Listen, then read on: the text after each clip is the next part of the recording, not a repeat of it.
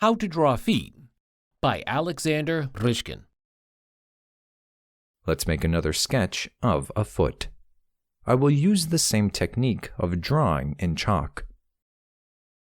A piece of chalk is applied sideways and along its sharp edge to make wide and narrow marks on paper. In both cases, it is important to use very little pressure on the chalk to avoid bold marks. Once again, we need to pay attention to big volumes of a foot. All details will come later. With just a few lines on paper, I can smudge chalk marks to achieve light tones of values.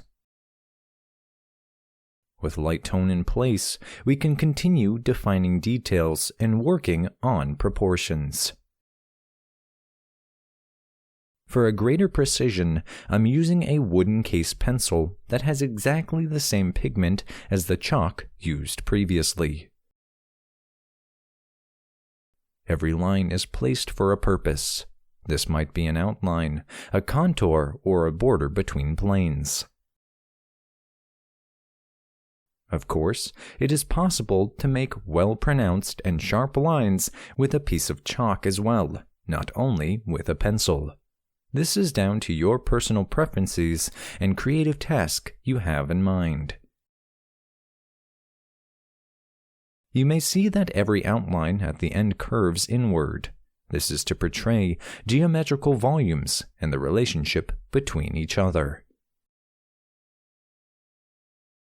In a couple of minutes, you may achieve a recognizable drawing. However, speed is subproduct of mastery. Do not strive for speed. Work on correctness of proportions and anatomy. Fast sketching will come later with ease. Even though it is a fast sketch, we can pay attention to an aerial perspective. This kind of perspective describes the proximity of objects to a viewer. Those parts of an object that are closer to a viewer should be drafted with more strength and contrast.